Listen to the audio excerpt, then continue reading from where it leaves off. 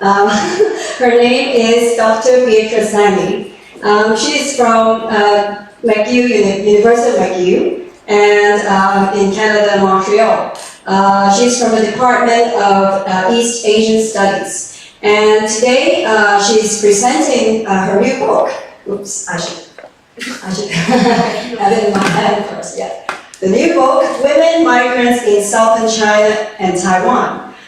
This story is set against the background of global economy where there's the flow of money, goods, and people. And this story, she illustrates that she illustrates the image of the orange frog and its journey, and how this intertwined with the lives of migrant women from rural China. It's a really nicely written story, and I encourage all of you to buy this book. Anyway, without further ado, I will pass the stage to Dr. Zani. Thank you. Thank you very much for being here, and thank you very much for inviting me. I'm very happy. And thank you very much for the adorable introduction too. So I am Beatrice, and I'm very happy to talk about my book indeed, which was out last year, which is taken from my PhD dissertation I defended in 2019.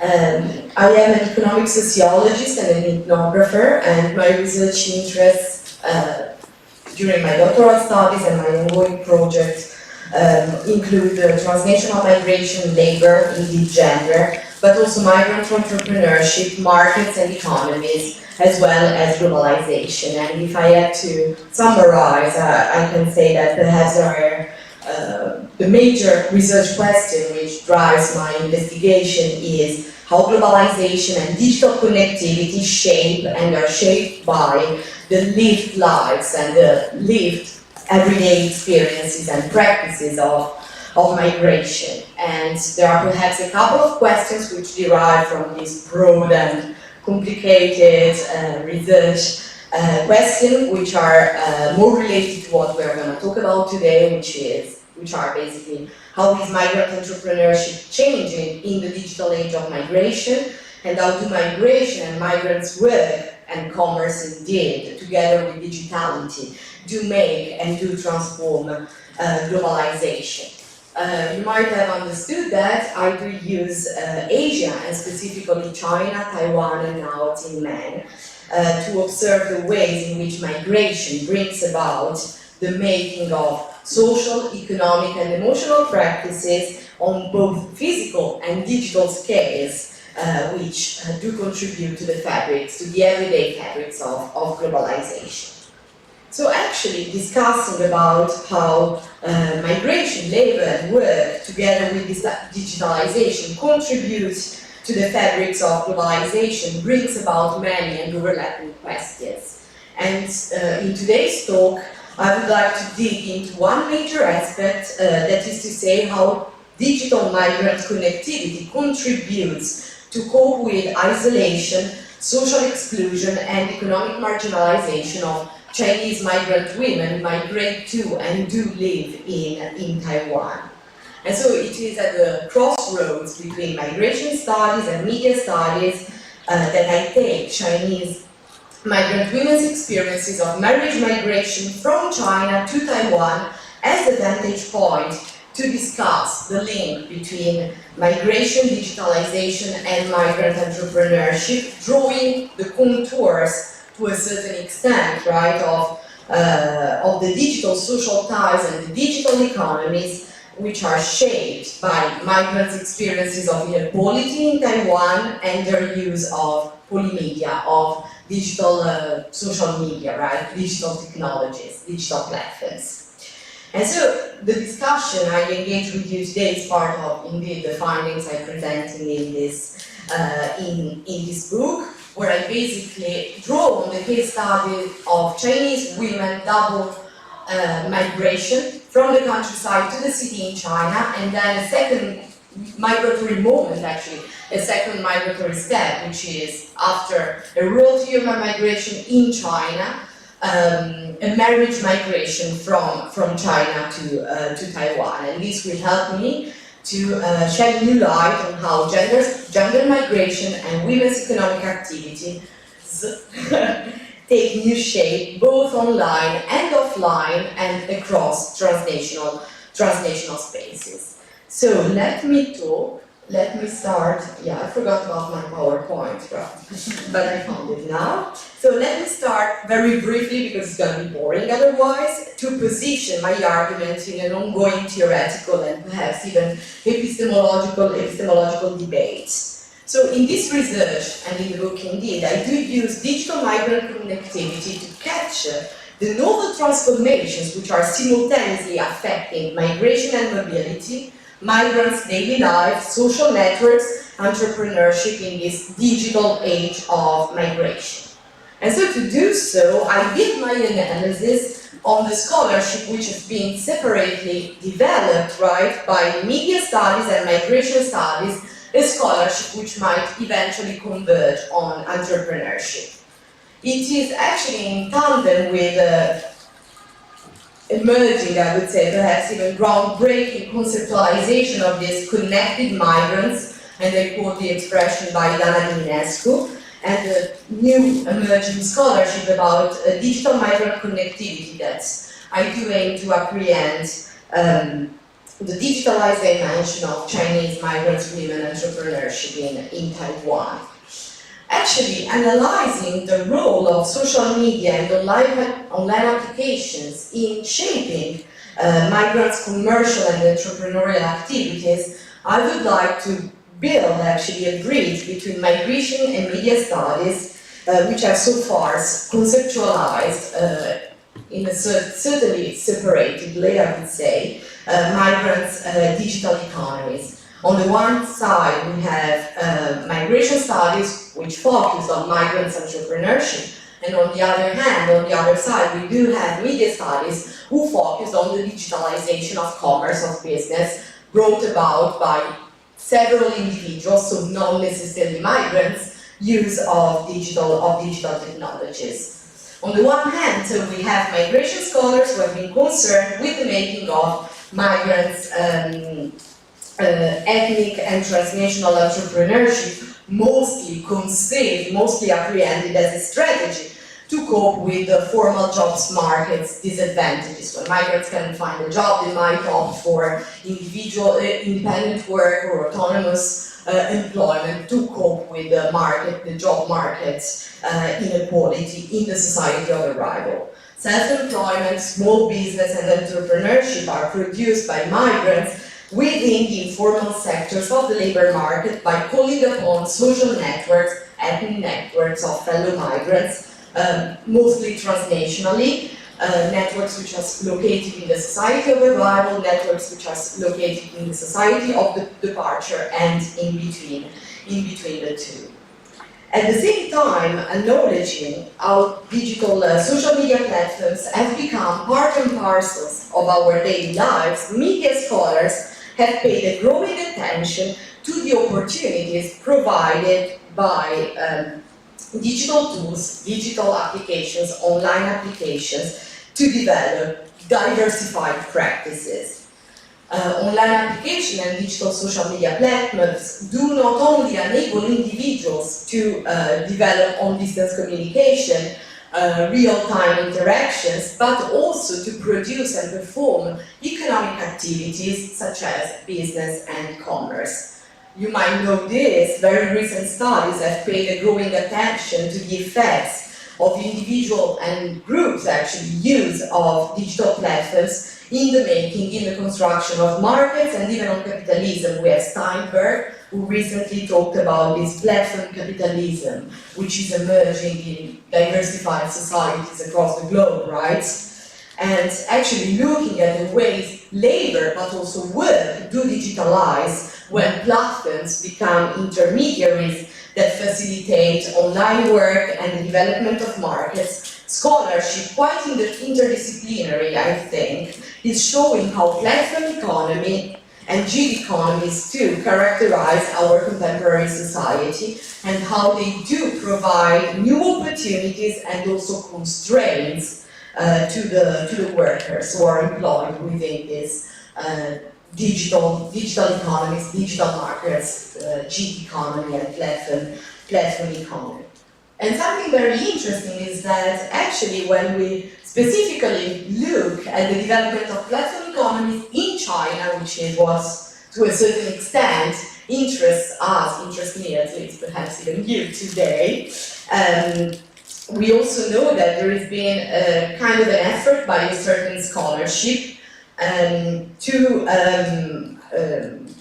actually analyze how Chinese individuals, but also Chinese diasporic groups across the globe. I think about the works by Frank Martin in Australia, or by Taiwan Home, for example, in Toronto. So this scholarship has been looking at how Chinese diaspora and Chinese migrants actually use digital applications, and specifically WeChat, which is very common in China, right?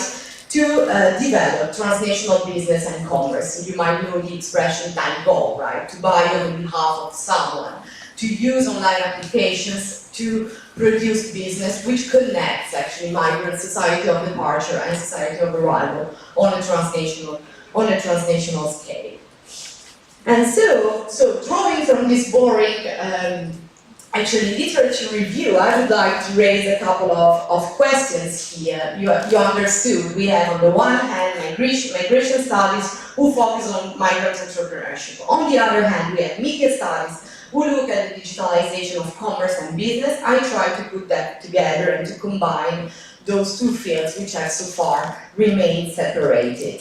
And so through the case study of those Chinese married migrants in Taiwan, through the case study of their lives, of their social networks, and of their practices of entrepreneurship, digital entrepreneurship, right, I try to address the nexus between digital connectivity and daily practices of gender migration together with the experiences of inequality to observe and apprehend the making of this digital entrepreneurship and the ways this digital entrepreneurship produced by Chinese migrant women in Taiwan might eventually contribute to shape, at least partially or to a certain extent, globalization and transnationalism. So there are a couple of questions I would like to raise with you today. The first one is how is this digital entrepreneurship, how does it become actually a tool for Chinese married migrants in Taiwan to cope with familiar and economic inequality here in their society of arrival?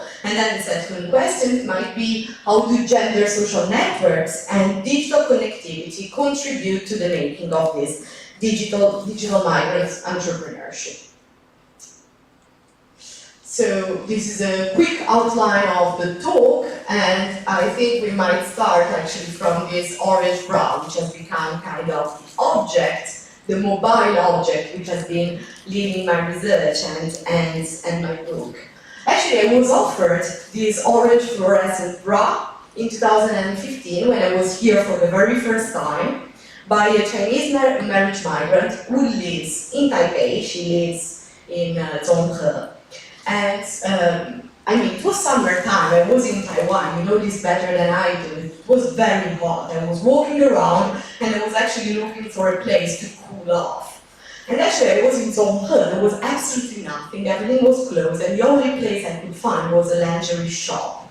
And so I entered, because it was the AC, and I was hoping to, refresh a bit, and I was very surprised because actually this shop was totally empty of clients, there was nobody inside, and it was rather messy, you know. There were bras on the floor, there were underwear, but there were also many other things. There were boxes containing chicken feet, Chinese cakes, there were some infant formula, this sort of milk powder, there was some spicy meat. I was really confused, I was in this absurd place.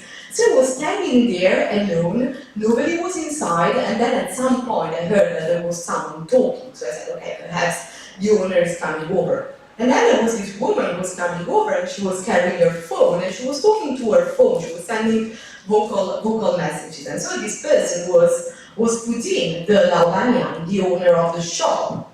She comes from Sichuan in China, from rural Sichuan. And actually, before migrating to Taiwan, she had been working in a few textile factories in southern China, in Shenzhen, in Dongguan, in Guangzhou, these sort of big, industrial cities where factories, electronic factories, textile factories, like the one this bra was made on, are very common and very numerous.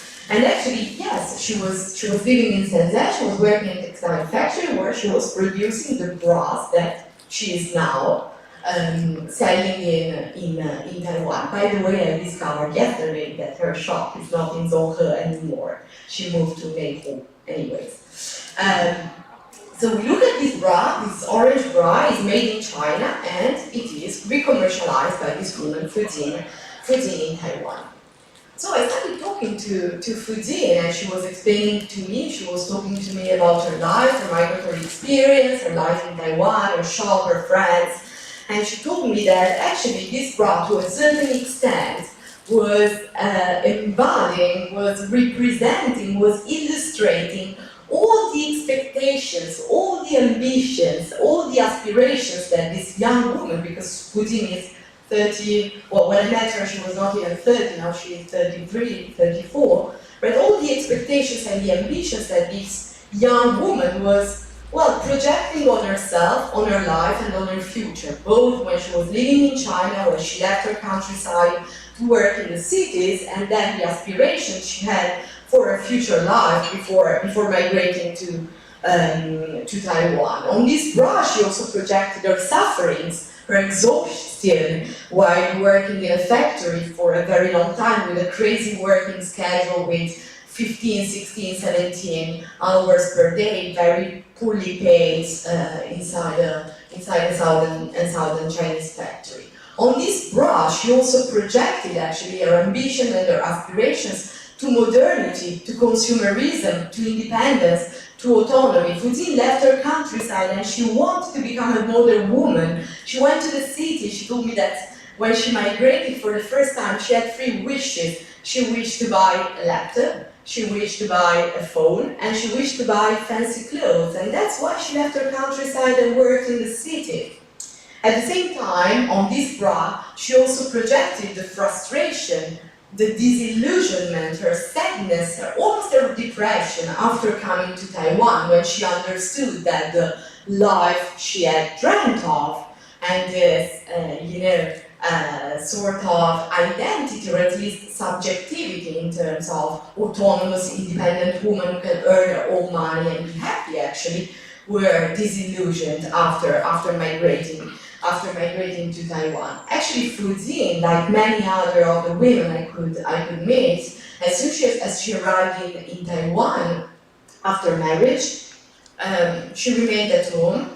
She didn't work. She was pregnant. She was staying at home, taking care of her parents-in-law, taking care of her husband, taking care of her children, and she felt very depressed. She was very anxious. She told me that when she was going out, actually, she had many difficulties in finding friends. She had difficulties in connecting and interacting with Taiwanese people. She had the impression that since she came from rural China, she had a strong accent. I mean, she comes from Sichuan, so her accent is quite impressive to this extent.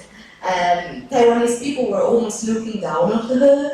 She was having a bad relationship especially with her mother-in-law. People did not quite want to talk to her, and even when she, strolled around, looked for a job, she had difficulties in finding an employment. She arrived in Taiwan during the first 2 years. She did not have the right to work, and after she obtained the right to work, she could not quite find a decent job. She was working in the canteens, she was cleaning the floor, she was washing the dishes. Fujin was very unhappy.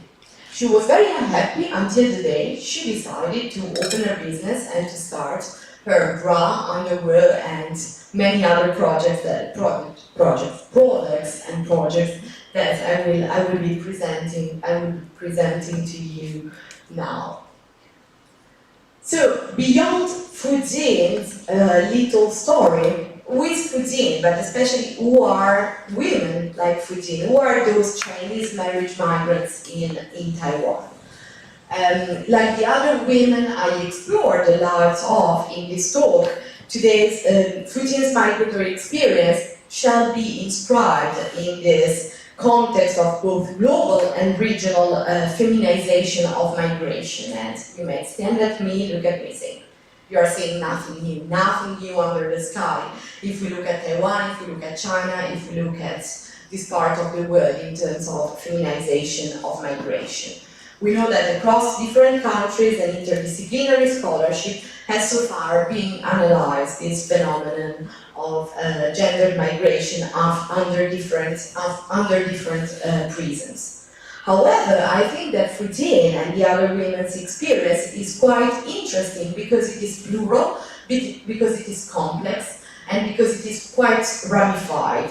She moved from the countryside to the city first, she worked in a urban space, she worked in the factories, and afterwards she remigrated to Taiwan through marriage. We know that when scholars, when sociologists, anthropologists have been studying actually this rural to urban migration in China, they have established this sort of kind of clear link between gender labor migration and the globalized labor regime in China, where women and their labor especially represent kind of a cheap and docile labor force to be employed and eventually exploited in the factories of the large coastal cities in China. And there has been, I mean, quite a few works about that.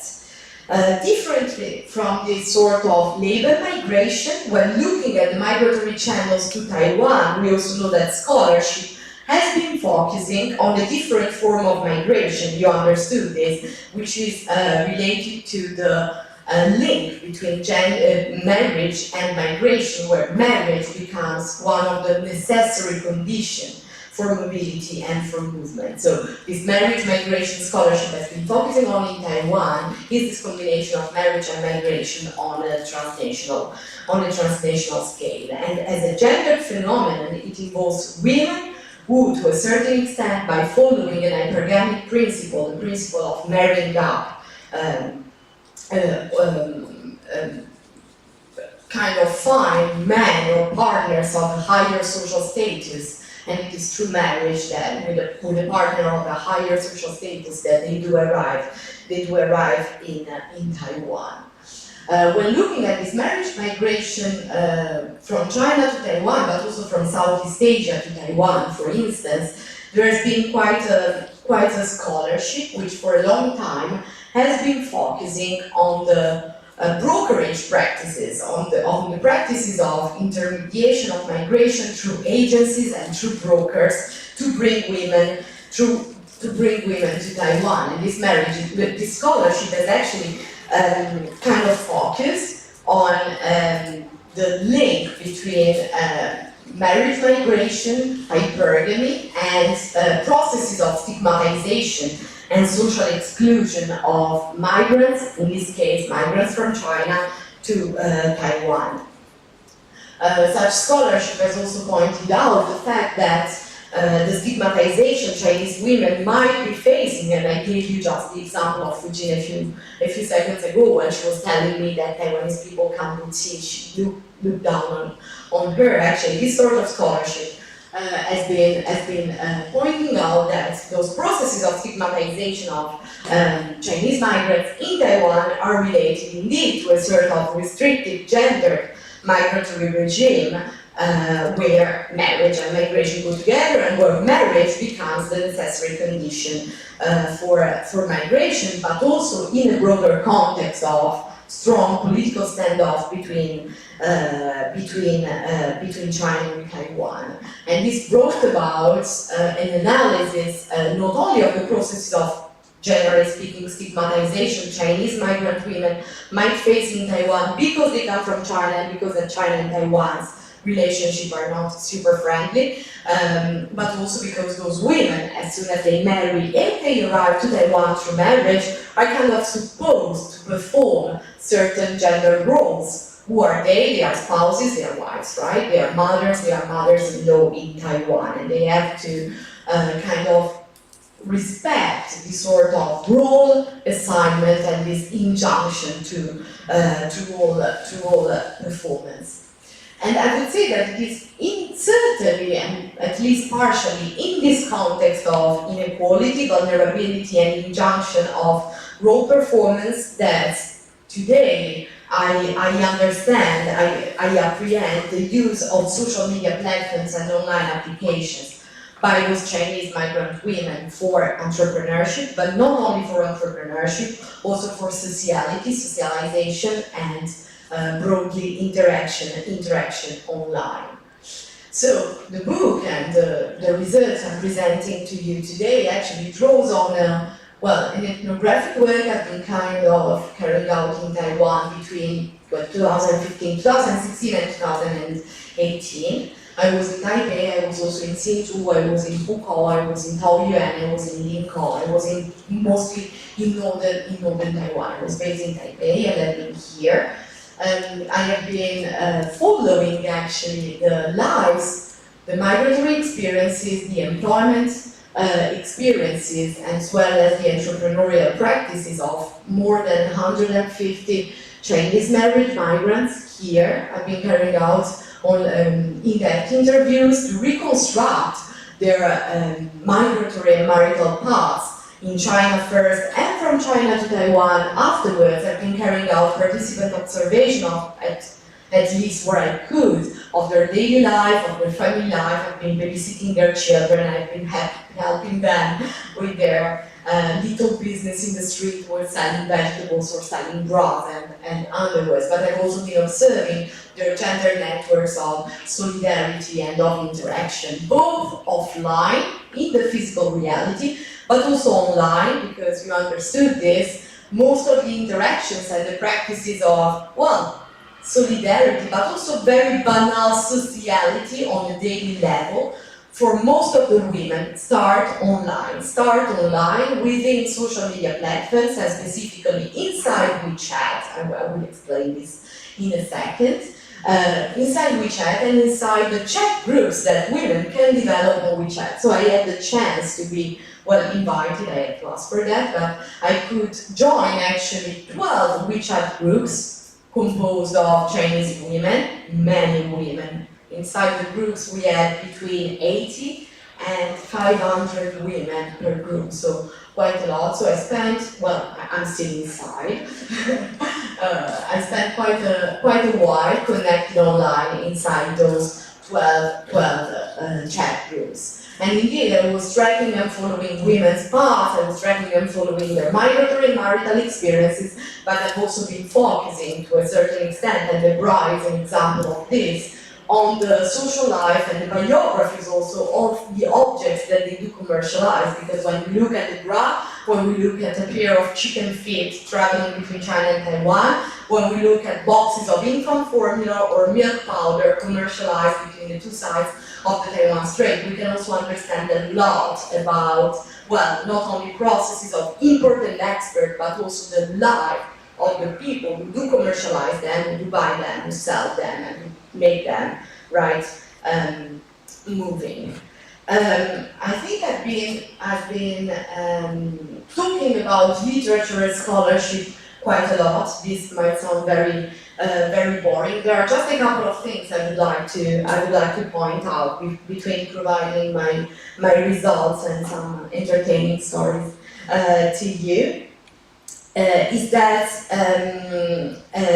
actually, as I was briefly saying beforehand, when looking at this marriage migration from China to Taiwan, there has been a very strong focus by an interdisciplinary scholarship, but mostly in sociology and anthropology, on this gendered role performance that women are supposed to do specifically at home, specifically within the familiar sphere. And there have been not many works actually focusing on the economic dimension of women's life and daily practices, right? So there is not, in a nutshell, there were no works, or not many works, about women's work, women's employment, women's economic practices in Taiwan. So I've tried to focus a bit on that, not to reduce this marriage migration to a mere gendered role performance of women who are supposed to be mothers, wives, and daughters-in-law at home,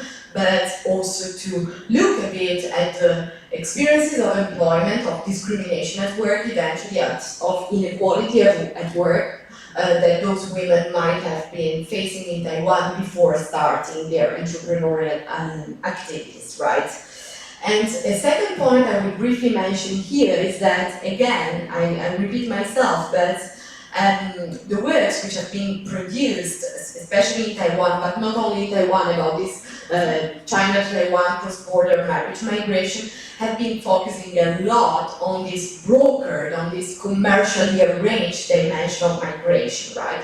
Where women do meet their husbands through agencies, through brokers, through maypole, through practices of xiangqing, right?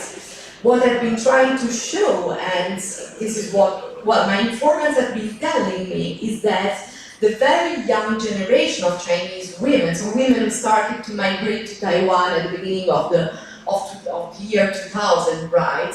Actually, the way they negotiated intimacy, the way they negotiated marriages, the ways they negotiated this marriage migration was not quite, mediated by brokers or by agencies. Those women came from the countryside, they were living and working in southern Chinese factories, right? They were working in these electronic and textile factories. Most of them were owned by Taiwanese businessmen.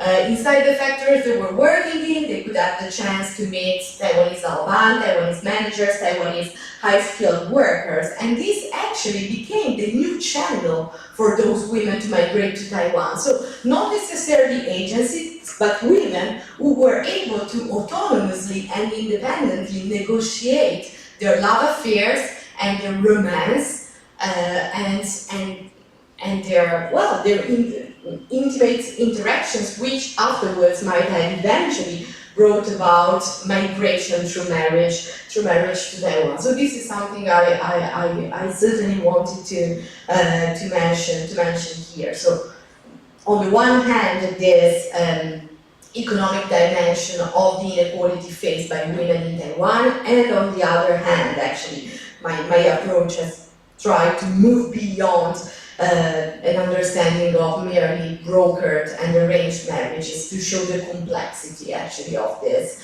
double step migration from the countryside to the city and from the Chinese city and the Taiwanese factories to Taiwan. So let me dig a little bit into my results.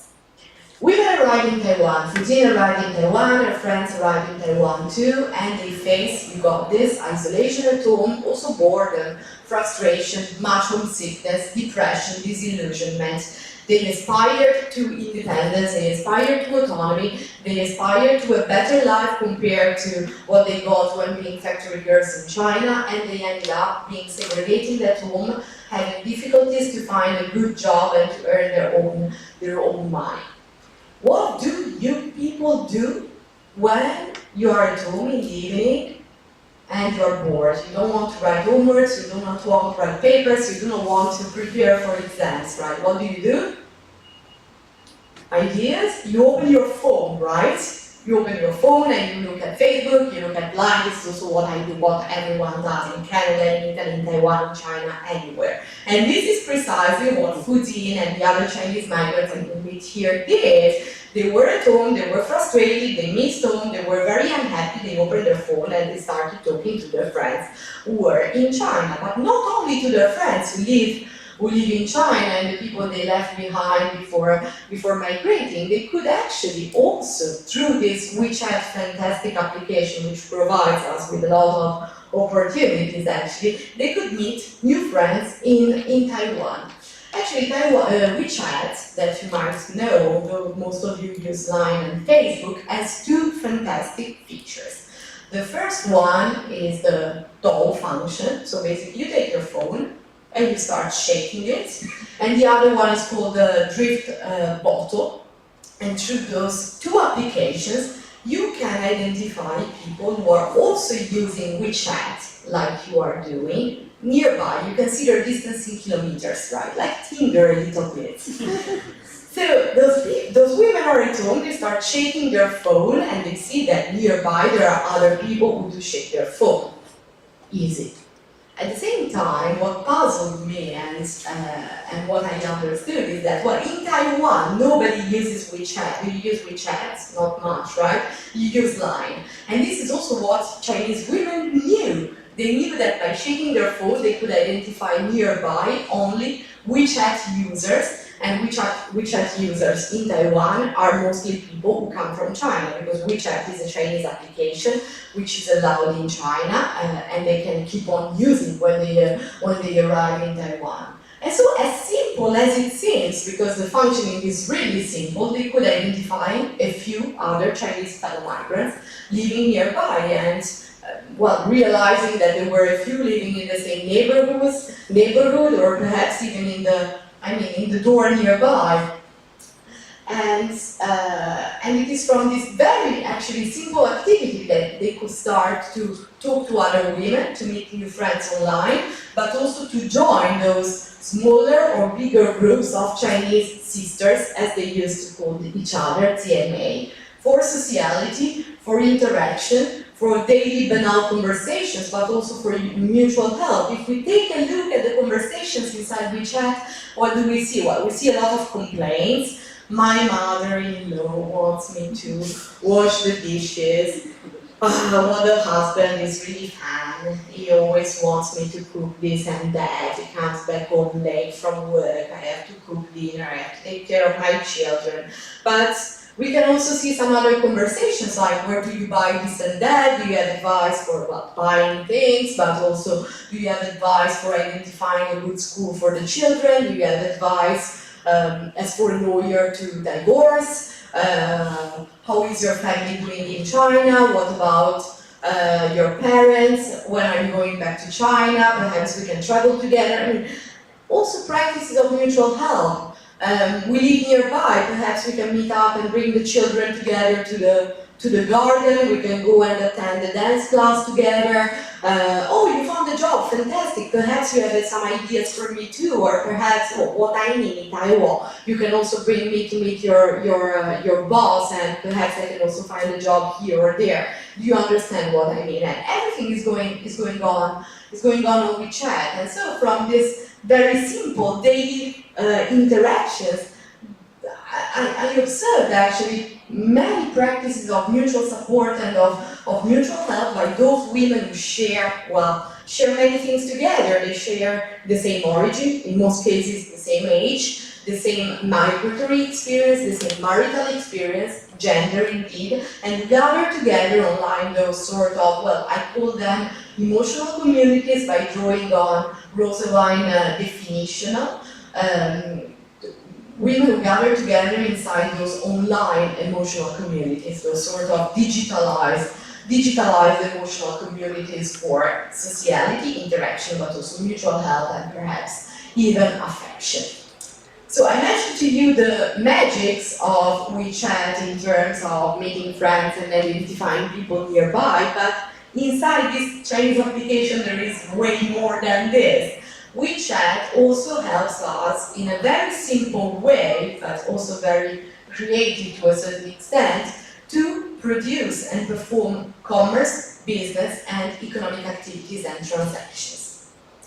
Through WeChat, we can send money, we can receive money, we can pay. Chinese people in China use it to buy train tickets, they use them to buy flight tickets, to control, to track a parcel traveling from one place to another. And it is actually precisely what Chinese migrant women will do here in Taiwan. They will use this application for money transfer, for online transactions, by making good use of this hongbao mechanism, right? This red envelope mechanism, which enables users to transfer and receive money just by getting connected on WeChat. So WeChat is not only a platform for communication, real-time interaction, but it becomes a sort of platform or even an infrastructure for commercial, business, and economic purposes. It is very easy, as I will show you, to develop digital commerce and digital business on WeChat. And yes, to explain this to you, I would like to give you a little example. This is a story of another woman, Aihua, a friend of Fuzin, and also a friend of mine now, who is also living in Taipei. Actually, Aihua is, well, she was 33 when I met her, so she might be slightly older today. She comes from rural Hunan, and when she was 14 years old, actually, she left the countryside together with her sister, and she migrated to Dongguan and later to Shenzhen to work in the factories. Aihua, like Fuzin and like many other women, left the countryside because she wanted to earn money. She wanted to transform actually her subjectivity. She wanted to become a modern woman.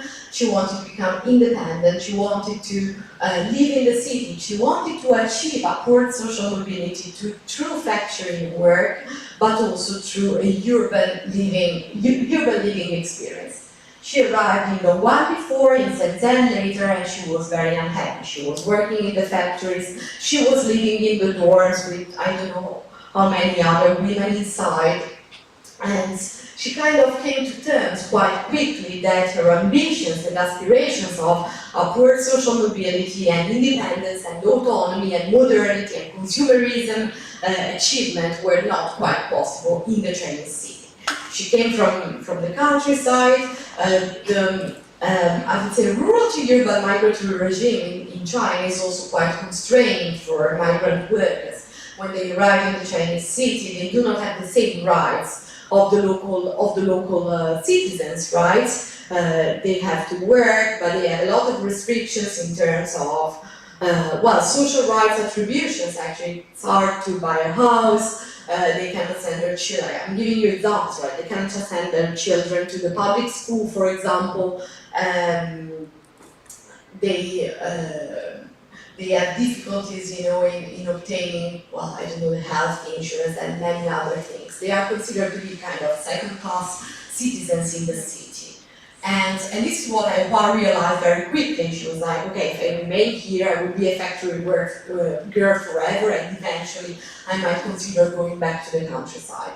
So let me do something. I want to become a boss. I do not want to sell my labor to anyone else. I don't want to be here Tabong anymore. I will try a way to migrate somewhere else. And actually, this is not my role here, but actually Aihua, like the other women, met her husband in the factory she was working in, a Taiwanese factory in Shenzhen. Her husband was a high-skilled worker from Taipei, who was by that time living and working in China.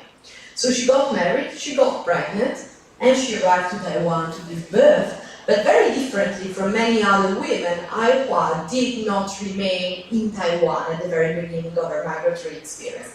After giving birth in Taiwan, she remigrated back to China. Why? Because her husband was still living there. So she moved back to Shenzhen. She was taking care of her child. Sometimes she was alone because the child was here with the parents in laws. But anyways, when she had her child there, she was again unhappy. Why was she unhappy? Aihua was unhappy because she could not breastfeed. She had no milk. And that was very complicated in China. She had to buy milk powder, she had to buy this infant formula in China, and she was very worried. You know the scandals of the Chinese infant formula right after, since 2018. So she was there with her daughter. And what she started doing was to ask her husband, who was kind of Yang Bianpao, moving back and forth between Taiwan and China by that time, to bring some infant formula back to China every time he was coming back from Taiwan, so that she could use it to feed her daughter and not to get her daughter poisoned with Chinese poor quality infant formula. And indeed, Aihua was not alone. She had her friends, she had her previous co-workers, fellow migrants living in Shenzhen close to her, and people started to get a bit jealous because Aihua had good quality Taiwanese infant formula for her daughter and they did not. And so she started to ask her husband kindly to bring, a bit more, and then a bit more, and then a bit more of milk powder inside his luggage when he was moving back and forth to Taiwan. And she was kind of distributing it to her friends living nearby. When her daughter got a bit older, both of them remigrated back to Taiwan, to Taipei, and they settled down.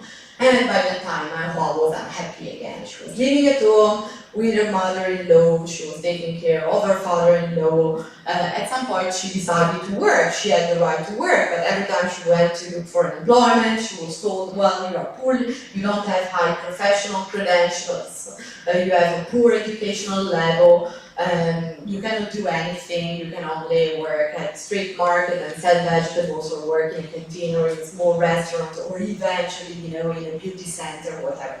She was very unhappy. She still had this obsession of becoming a boss, becoming a Laobanyan, being the owner of her own activity, right? So she was in Taiwan, she was thinking about doing something else. She did not quite know what to do. And then one day she was, bored at home, using WeChat to talk, not with Chinese sisters in Taiwan, though she had many CMA online, but she was again talking with her friends living in Shenzhen. And one of her friends said, well, I got pregnant, would you be happy to send some Taiwanese infant formula to me, like you did when you were living here?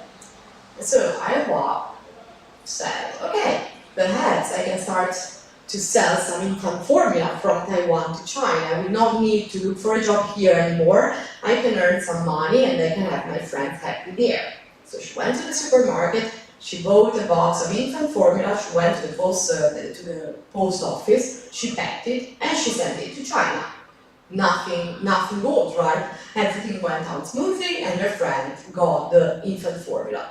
However, as you understood, her friend was not the only one who wished to get some milk powder, right? And so, Hua got more and more friends, more and more people started to get in touch with her, asking her to send some infant formula from Taiwan to China, until the point that Hua understood that she could not freely send kilos and kilos of milk powder from Taiwan to China, because this product has many limitations. I can send a couple of boxes, there is a certain amount of milk powder that I can easily send to China, but after a certain amount, there are restrictions, there are limitations, and you cannot send it through the postal service anymore.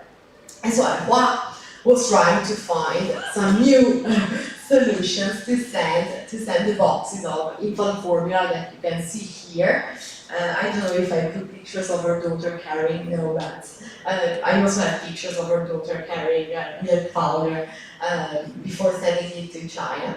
And so Hua figured out a few ways to have those boxes of milk powder and other products to be delivered to China. She did many things. At the beginning, she went to Town Sway to talk to some shipping companies, and she was trying to negotiate extra fees to have those products almost smuggled to China through their boats. She started to get in touch with some tour guides to see whether someone could act as a paodanpang, as a suitcase carrier, to bring the products back to China. She developed many strategies to have milk powder and other products to be delivered to China, because you can understand that as soon as she started to develop her own clientele, right, her own clients in China, people started to ask for other products, not only infant formula, but many other things from Taiwan. For example,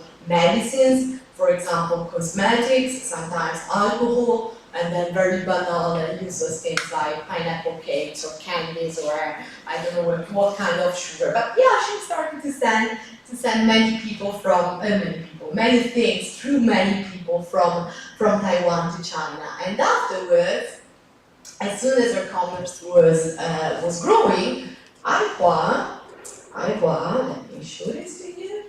No, you will not see anything.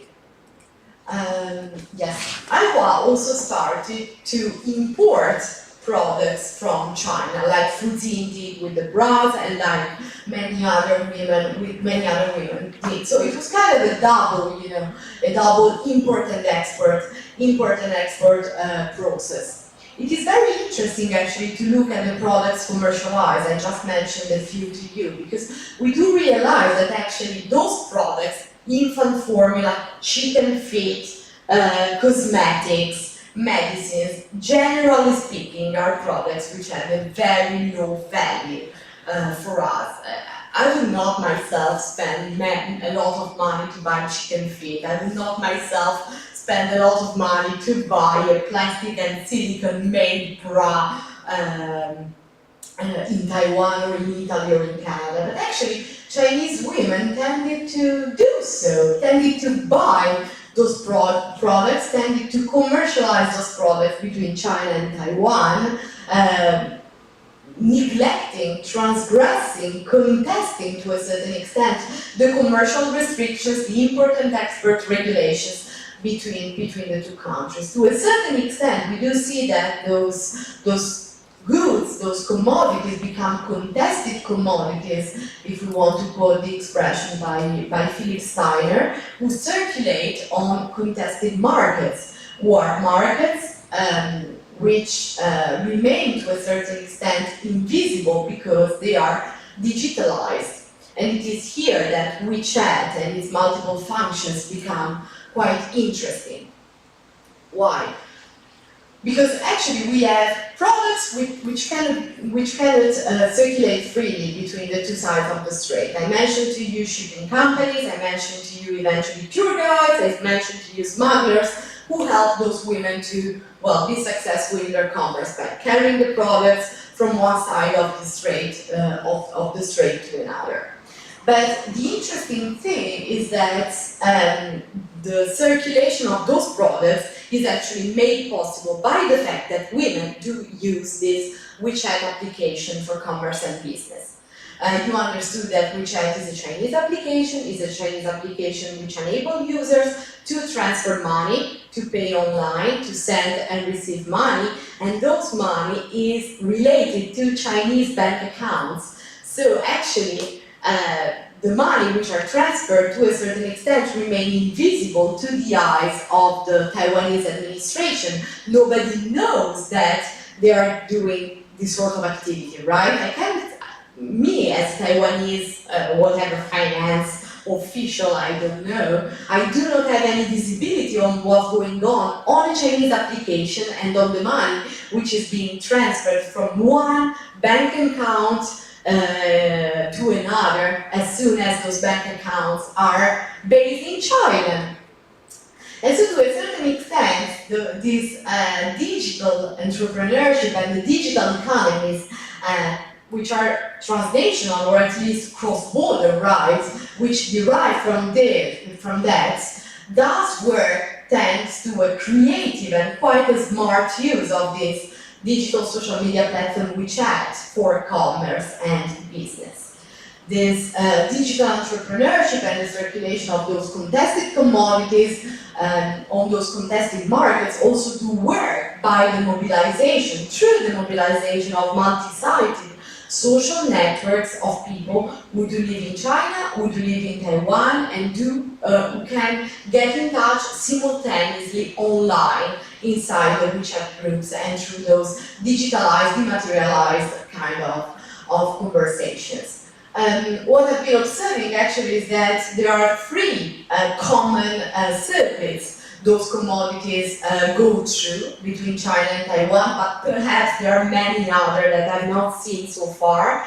There might be some which disappear during the context of the pandemic and the immobility deriving from that. There might be new ones emerging in the future. I have no idea, but so far I could observe actually three, and I call them economies of nostalgia, of care, and of ambition. And actually the names of these three digital economic circuits, to a certain extent, do not only correspond to the spatial, geographical movement of the commodities from China to Taiwan, from Taiwan to China, but also on the nature of the objects commercialized. On the economies of nostalgia, what do we find? We find homemade products. Women have some very local commodities, very local goods, especially food, moving from China to Taiwan, and not moving necessarily from the Chinese city, but moving to Taiwan,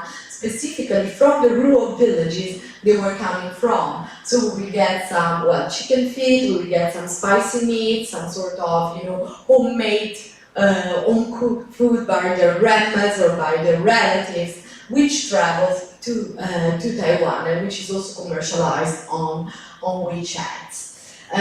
We do find another economic circuit that I called economies of care, which moves mostly from Taiwan to China. Which kind of objects do we find on this? Well, we find cosmetics, we find medicines, we find, mostly medicines and Taiwanese products, which are commercialized from Taiwan to China, from Taiwan to China, the Chinese city, but also from Taiwan to China, to Chinese rural villages. And through actually this economic circuit, women do share the sort of emotions and feelings of care and of compassion to a certain extent for the people who have remained there, for their relatives, their grandmas, and their parents getting old.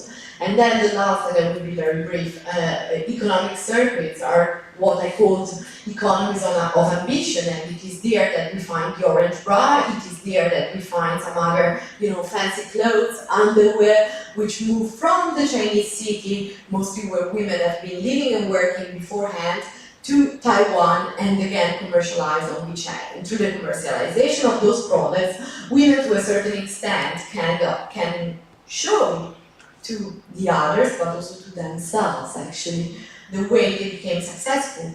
They could negotiate consumerism, modernity, they could become Laobanyan, as Aihua would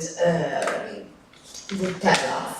So let me conclude, because my verbal logorrhea has no limits.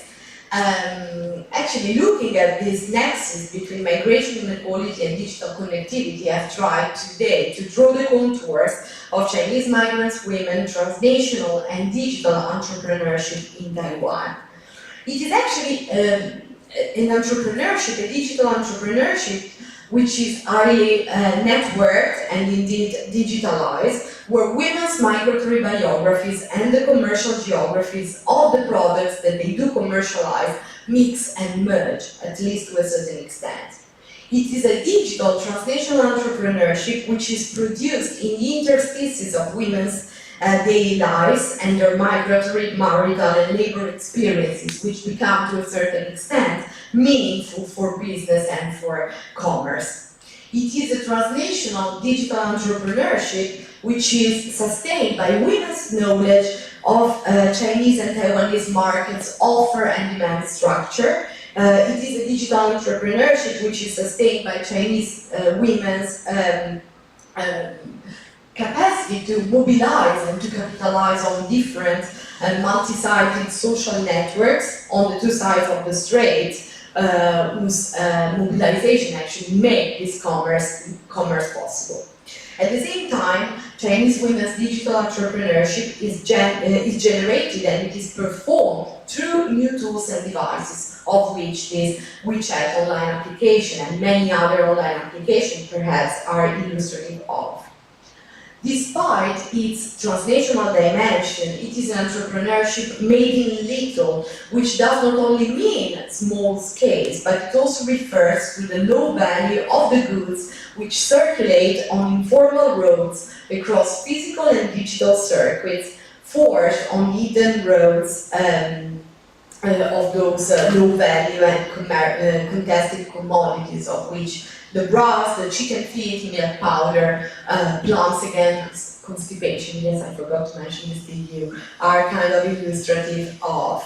And indeed, it is a digital transnational entrepreneurship performed through transfer of invisible or at least hidden money. It is constructed actually by coping with unfair migratory policies, hierarchical familial regimes, and economic inequality, but also through processes of contestation of commercial rules and borders controls.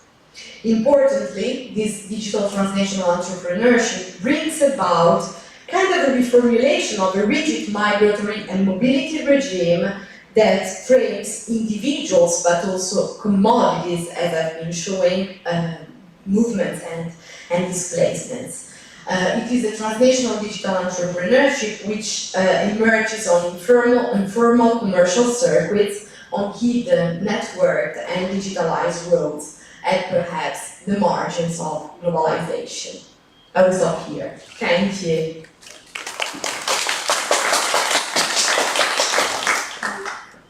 Thank you so much, Beatrice. Questions? 可以用中文是吧？可以的。好，是非常。Thanks very much for the very interesting lecture. I know there's a lot more in the book. So my question is that there has been an emerging literature on 代购 as a practice of migrant entrepreneurship. And many of them are probably like middle-class migrants going to North America, Europe, Japan, graduate students, and also marriage migrants from China. So I'm just wondering, I think it would be interesting to compare your case with this literature, especially in terms of the what you call digital economic circle, the emotional value, like how is that similar or different between those cases? Thank you. Thank you, Rose. Is it working? Yes. Actually, thank you very much. It's a very interesting advice. I've been reading a bit about this Taigo, and I think about, well, first of all, the works by Frank Martin, who has been working on these transnational Taigo activities of Chinese students living in Australia and commercializing products. So indeed, in this case, we have an example of middle class and kind of highly educated population who does develop this sort of commerce. However, I think that this Taigo itself is slightly different, and it would be great actually to compare it. It's a great suggestion. I should work on this, and I will. Because Taigo becomes kind of a matter of buying on the behalf of someone. So I would say that its scale and also the I would say special circuits commodities circulate through are kind of fixed. It would be, I am in China and I will ask you who are in Australia or in North America or in France. I also have a colleague who does work on this Taigo of Chinese women in France to buy this or that product on my behalf. And this or that product might be milk powder, infant formula, but also Gucci bags. This happened to me too when I was moving from Italy to China. I was asked to buy some Gucci bags or some fancy watches to bring back to China. I could not even buy it myself. It was too much money, not enough money on my bank account. and this is precisely what those students do. So they get the money from people from China, they buy the things and they send them back. In this case, we have this Taigo dimension because they do have people who do ask them to buy certain things on their behalf. But it is more ramified and more bifurcated, I would say, than that, because it is not only, we are not only talking about products which can be found only in Taiwan and which are sent to China. We also do have Chinese products which arrive in Taiwan and which are commercialized among a very specific clientele composed of Chinese women. So it's almost a matter of ethnic business, almost a matter of nostalgic trade, if you think about Orozco and the North American literature, right? So I think that this, the difference here is that the commercial patterns actually of the commodities are more complex than I would say unilateral movement of objects. And for example, when I saw in Canada, in Montreal, Chinese women doing this sort of practice too.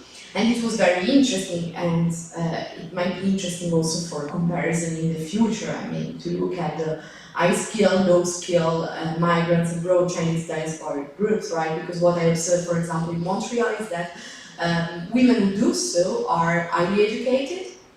Women who move from China to English-speaking cities in Canada, Toronto and Vancouver mostly, who arrive in Montreal, who can find jobs. So it's again a matter of negotiating with economic inequality or economic downgrade, especially, and rely on networks which are not composed of sisters, of Chinese women, but of marital ties. So they do have their husbands who eventually remigrated to China, who help them. So I think that the comparison with other Chinese diasporic groups might be related to, well, the commercial circuits, the nature of the products, which have eventually the emotional dimension too, and not only this choice is not only dictated by the knowledge of the offer and supply structure of the market, but also on the different mobilization of social networks. So yes, certainly comparative approaches to this might be very insightful. Thank you. Thank you. Can I add a little bit on that? I think actually there might be more to that too. I find that it is related to the mobility of the Chinese women in Taiwan. Think about like how the family constrained the movement, right? So you can kind of relate it to the familial power. You know, they can only do these kind of very micro e-commerce through phone because they are constrained to like work outside, right? They are constrained in terms of you have to stay at home, right? Yeah. So, because I personally also did research in urban China, and I talk about rural migrants in urban China who marry urbanites, right? So there are quite a lot of stories that the husband do not allow the wife to work outside. They have to be homebound. They have to do the reproductive role. So that is why the daigou in this case seems to be different from the more like high-sounding movement to the to the West to buy stuff. So I think you can kind of connect the story with the familial power and to situate the story a little bit more. So yeah, just a small comment. You want to respond? No. Okay. We have a hand there. Yeah. Hi, I'm come from geography department. Yeah. So I have a question because I heard their business daigou. Yeah, and I think because they are wife and mother here, so when they turns their part-time job become the formal job, how is their family change their attitude to their wife and I'm curious. It's the first question. And the second is about because they in the first one they help their friends to buy tourist product to their friend in China or other places. So if they become the business, how her friends treat this friendship, like become it's from a friend, they share the benefit to friend, and then they become a business.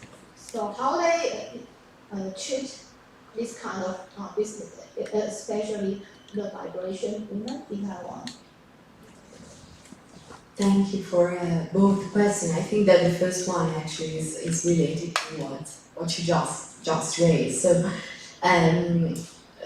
2 points. So, first point, it is very true that one of the specificity of this business, I think I write about that in the book. I really try to simplify today, not to give too much information, otherwise it might sound confusing. Actually, it is true that this digital business actually helps them to conciliate the professional and the familiar dimension of their life, the professional and the familiar temporality. They have to perform those roles of mother, of wife. They have to do stuff at home. They have to clean the house. They have to get dinner ready for their husband coming back. They have to bring their parents-in-law to see the doctor or pick up the children from school. And it is true that this digital dimension, I think the pandemic has been a lesson for all of us about that, helps us to, do 2 things at the same time without moving from our apartments. In the evening when their husbands sleep, or when their children sleep, or when everyone has been properly fed after a good dinner, right? They can from their bed order products, get in touch with clients and partners, arrange the deliveries. They can also, write on the WeChat wall the moments, right, which is kind of the Facebook wall information related to the prices of the products, or make advertisement, post pictures, whatever. So it is really true that, and it's a very good point, that it helps them to conciliate this double temporality and almost this compressed double spatiality, because they can be at home from their sofa, helping their children to write their works, and at the same time doing business. And it does not call into question actually the role they are supposed to perform, and they are enjoined to perform at all, the fact that they do business. Sometimes their husbands do not even know that they do this sort of activity, and might eventually not even know, because everything is inside their phone. So the husband might not necessarily know, and their husbands are not, mostly they are not their commercial partners. I mean, Aihua in this case at the very beginning was kind of a surprise to me when she told me that her husband was helping her to act as a Kodanban carrying products in the luggage. So this is the first point. The second point is also very interesting, related to the ways actually friends and sisters become clients, commercial partners, and the fact that there is this overlap between, call it sisterhood or simply friendship, I think it's easier, and this commercial and economic dimension. What we might be surprised of discovering, but it is very true and it has to be mentioned, is that there are also hierarchies amongst women. I mean, they do commerce, they do develop business online, the WeChat groups, but there are also situations of, exploitation, I would say, to a certain extent. Follow the principle, what I mean in Taiwan as for jobs. You work there, you will bring me there to find a job, I work here, I can bring you here. You can also work for me. I am better provided than you are in terms of social resources. I have more social capital, I have more networks, I have a better knowledge of the market. I've been in Taiwan longer than you have been, so indeed, my business is gonna be more successful, and you are just a newcomer. You are just starting to become a digover or a connected entrepreneur. So you can work for me. I will give you money, but the money I give to you is not necessarily equal. Within had a bunch of women working for her and helping her to do advertisement online and to use their own social networks in China and in Taiwan to do business. In some cases, I remember women were just, you had the owner of the activity, the Laobanyan almost, and then she had her subalterns, right, working for her. And what should they do? Well, they should identify clients, make advertisement, get in touch with the clients, but the money will be managed, but for example, by the person who is at the top, right, of this sort of little hierarchy of Chinese women performing this activity. So it's not always, at least, a matter of solidarity and affection and sisterhood, but there are also internal, I would say, hierarchies and competitions. For example, now I'm working on I'm not started yet, and perhaps I will not, we will see. I wanted to dig a little bit more on what's going on the island of Jinmen in terms of illicit or informal or invisible traffic between China and Taiwan. And I remember that I've been there only once for a couple of days, and I was brought there by two collaborators of Aihua, I mentioned to you beforehand. We went to Jinmen to negotiate some possibilities of movement, actually, for some commodities transiting through Jinmen to arrive in China. And actually, we went there together to meet a Chinese migrant woman living in Jinmen, but by that time, they did not inform Aihua, who was their boss, about the fact that they were going to Jinmen to visit this woman and eventually negotiate new trading circuits or new digital roads or new ways to have the commodities, circulating and transiting between China and Taiwan. And that's also an example of almost competition they might develop. We are talking about individuals, who have different repertories of social, economic, cultural resources, and who can indeed develop collaborations, but also competitions, and who can act in a hierarchical way among each other. Questions?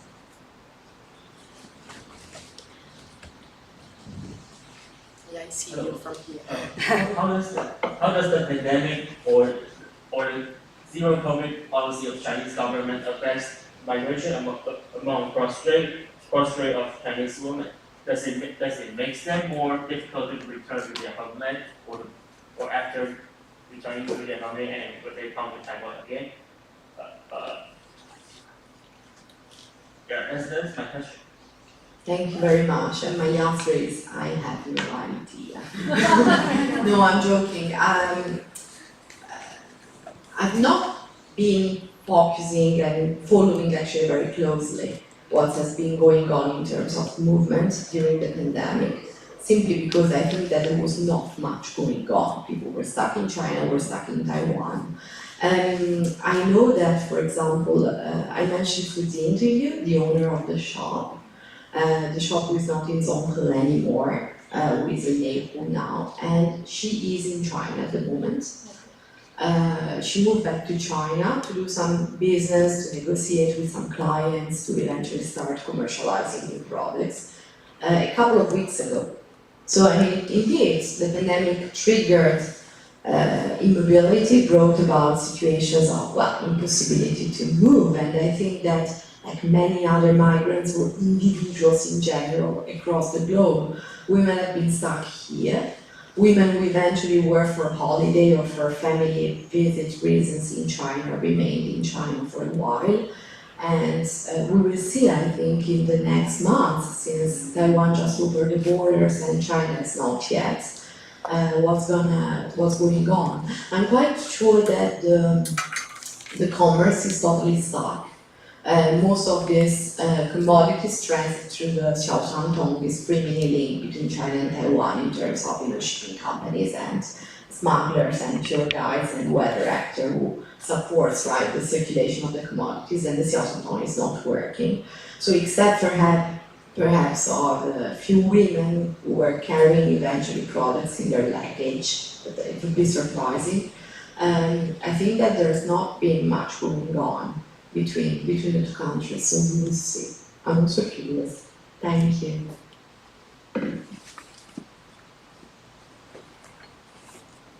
Hello, I'm a PhD student from Sociology Department.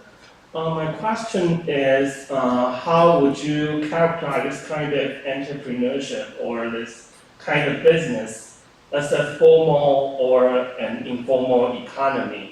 Because I think maybe this is the case that challenged the original separation between formal and the informal economy. And if so, there might be, some of them might be successful, in a successful businesswoman, so they might transform into in a formal economy.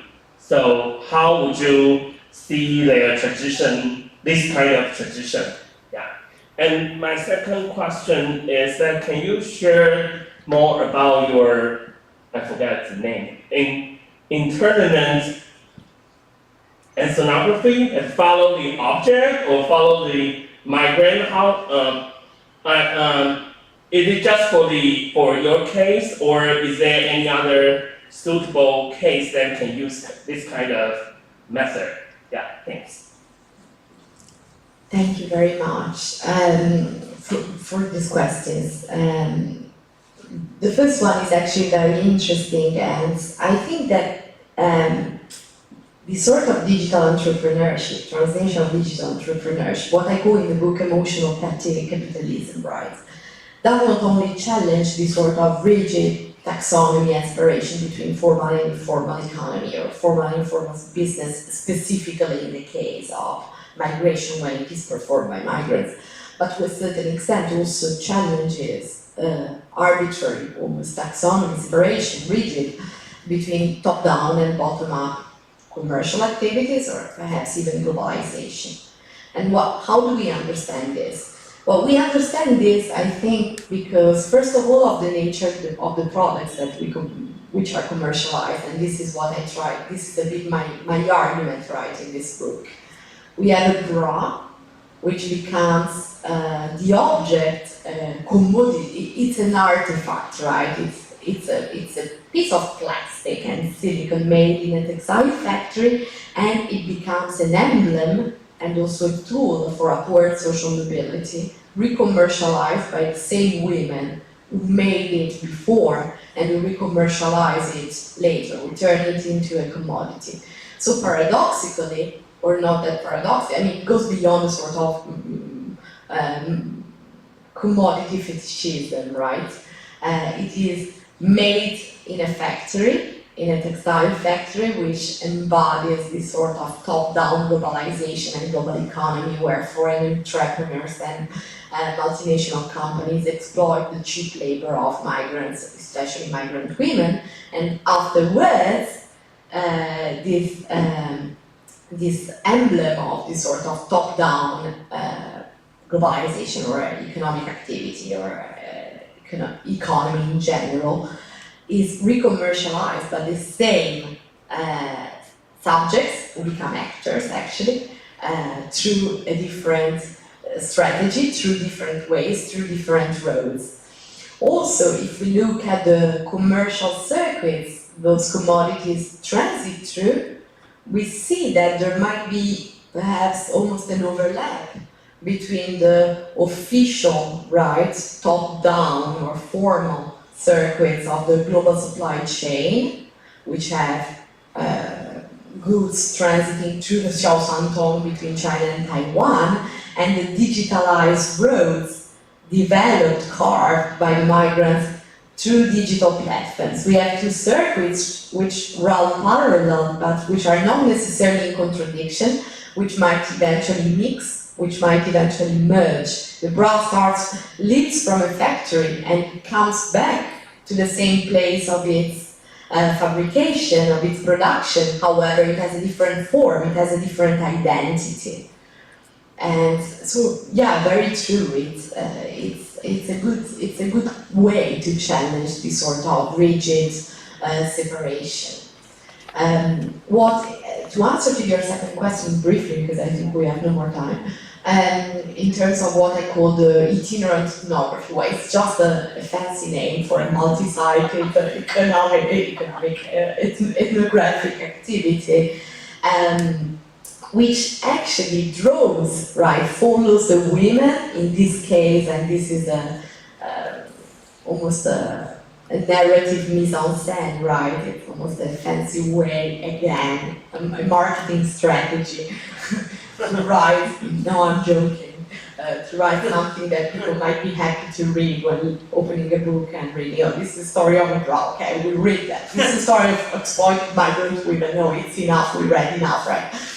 No, but beyond that, it's interesting because the book is linear, so it starts from the countryside to the city in terms of migratory patterns, then you have second part from China to Taiwan, and then a third part eventually I could not mention today about post-divorce remigration back to China and the sort of in-betweenness and cosmopolitan existences and biographies. But actually the story of the hypothesis of my research and my research questions really started in Taiwan. I was in Taiwan before being in China. I met women in their society of arrival before moving back to their society of departure. When I moved back to their society of departure, I did not only move back to the place they left before coming here, but I moved back to the two places they left. So to the city first and the countryside later, and then back to the city, back to Taiwan, and then back to China. So this idea of itinerance is indeed, it's the, I would say it's almost the essence of what Marcus called this multi-sided ethnographic approach. Follow the life, the thing, or the biography, follow the object or the biography. The bride is an example of object, and we have the actors who put it on move, but we also see how, to a certain extent, objects and individuals go together when moving, and it's not only a matter of individuals' migration, but also objects' mobility, and it is from this that we see the complexity of this movement between China and Taiwan, but it might concern many other places. And if you think a little bit about this developing, but again, it's better marketing and fancy activities, but it's pertinent actually in terms of analysis, both empirical and theoretical. Think about the multiplication of these track and follow studies. I've been following a bra, it draws on this anthropological tradition of a padurai about the social life of things. There are people who have been following flip-flops, tomatoes, the gas and oil between North America and the Caspian Sea, Coca-Cola. There are many examples of that. It's a pertinent way, but also to move beyond migration itself and to see that behind migration there is way more. There's a question online. So I just read directly, okay? It's from Shen Xiu Hua. She said, thank you for the talk. Have you found this kind of individual or personal digital entrepreneurship by Chinese migrant women in Taiwan become more organized by migrant women themselves or by others? So I think the question is, this kind of entrepreneurship, is it self-initiated or is there some kind of organization by others? I think that's the question. Thank you very much. I think it's definitely self-initiated. It can be performed on an individual level, indeed through the support of social networks, multi-sided, which are fundamental. It can be also collectively performed within the groups. But I would certainly say that it is self-initiated. Self-initiated also means that I can get inspired by another sister who does so, and I start my new business. But no, there is no official organization, I would say, behind that. All right, it's sharp at 2 o'clock, so I guess today's talk ends here. If you have burning questions, you can stay behind and talk to Beatrice. All right, thank you so much for attending. It